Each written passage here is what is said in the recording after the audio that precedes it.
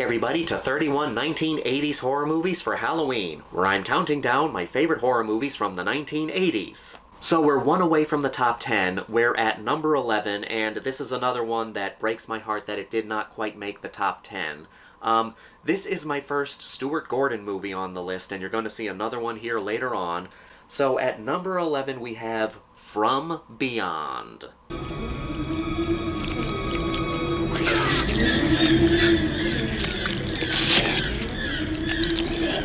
Holy shit! The late, great Stuart Gordon is one of the most underappreciated horror directors. For me, he deserves to be up there with John Carpenter, Wes Craven, George Romero, David Cronenberg. Stuart Gordon made some great horror movies that were so uniquely him. Stuart Gordon made horror movies that were not like other horror movies. When you watched a Stuart Gordon movie, it felt different from other horror movies. And he wasn't afraid to get wacky with his ideas. Stuart Gordon made a few adaptations of H.P. Lovecraft stories, and From Beyond is one of them. But the thing about his adaptations is, like with From Beyond, for example, the adaptation is a short story, and what he adapted from the book is the opening scene of this movie, and then afterwards, he and his fellow filmmakers involved in this movie made up the rest of the story after that, and it's great. Turn it off. Edward, shut it off. Never. Can't you feel it? Robert, in the mind. So, From Beyond opens up with Dr. Crawford, played by Jeffrey Combs. I love Jeffrey Combs. And a doctor named Edward Pretorius, Pretorius is a tribute to Dr. Pretorius from Bride of Frankenstein. Oh. I thought I was alone. Good evening. They've invented this machine called the resonator, which stimulates your pineal gland and makes it so you can see another world, in a way. It increases your pineal gland and gives you a sense so you can become aware of this world that exists alongside ours.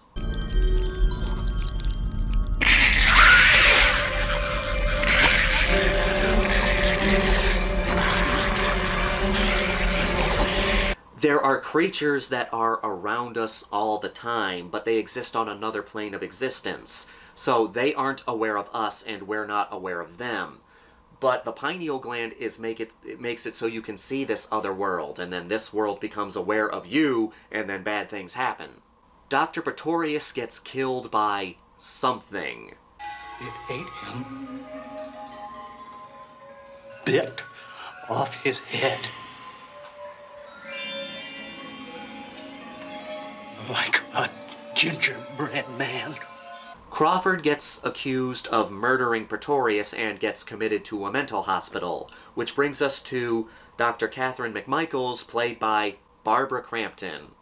If I had to pick my favorite Scream Queen, it would be Barbara Crampton. We're also introduced to Ken Foree as Officer Bubba, another great character in this movie. I used to play pro football. We were all crazy. So Barbara Crampton believes that Crawford's experiments stimulate the pineal gland, and she believes that an overstimulated pineal gland has something to do with schizophrenia. So she releases Crawford from the sanitarium and puts him under her custody, with Ken Foree there to watch and make sure nothing goes wrong. And she encourages Crawford to continue the experiment, because she wants to see if maybe she can find a cure for schizophrenia. When they turn the resonator back on, Pretorius comes back, and we don't exactly know what happened, but we know that he's merged with whatever killed him. And the movie goes on and all hell breaks loose. It's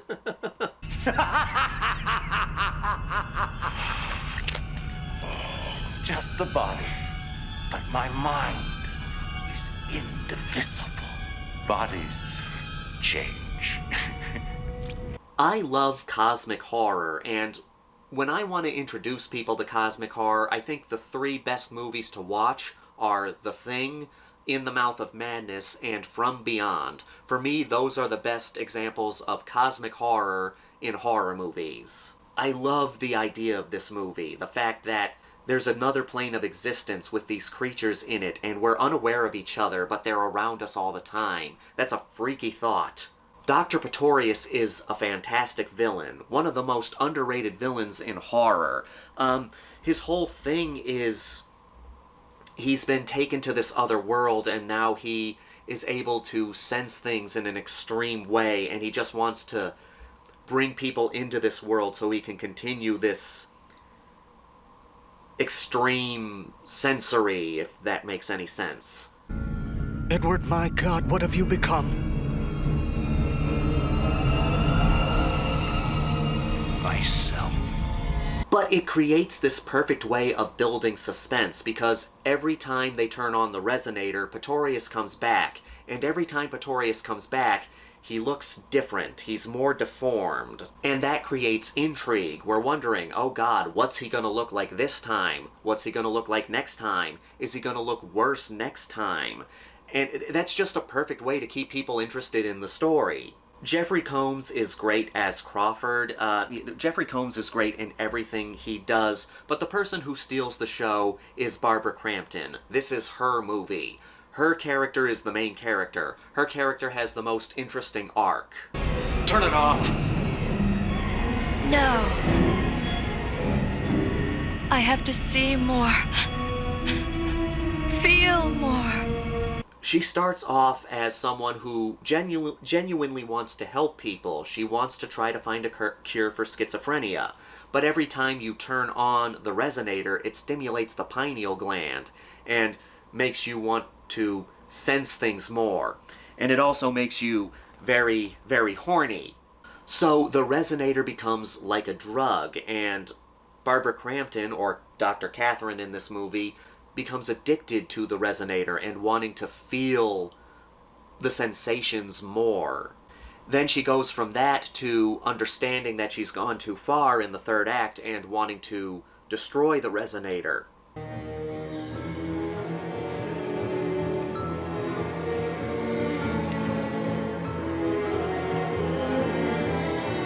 I love the creature designs in this too. They're what I love. Simple but effective. You have these weird eel-like creatures flying through the air, these weird jellyfish-looking monsters, and various other creatures. And what makes them so appealing is there's a familiarity to them. They have a similar design to creatures that we see in real life, like eels and jellyfish and things like that. And then the movie gets even crazier in the third act. Crawford's pineal gland gets stimulated so much that it pops out of its skull and becomes like this weird antenna thing, and it gives him a craving for human brains.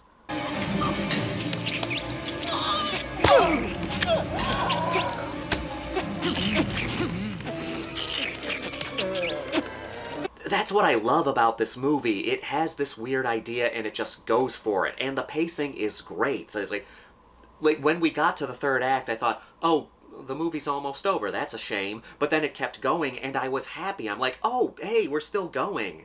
It's one of those movies that's so much fun that I'm actually sad when it ends. When it's over, I'm kind of like, oh, I want more.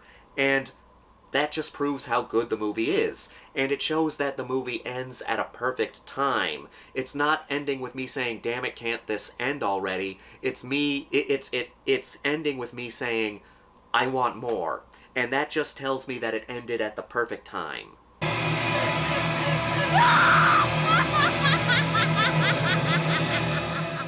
I think From Beyond is a perfect horror movie for a horror movie night. You get some friends together, you watch From Beyond, and you just have a good time. Humans are such easy prey.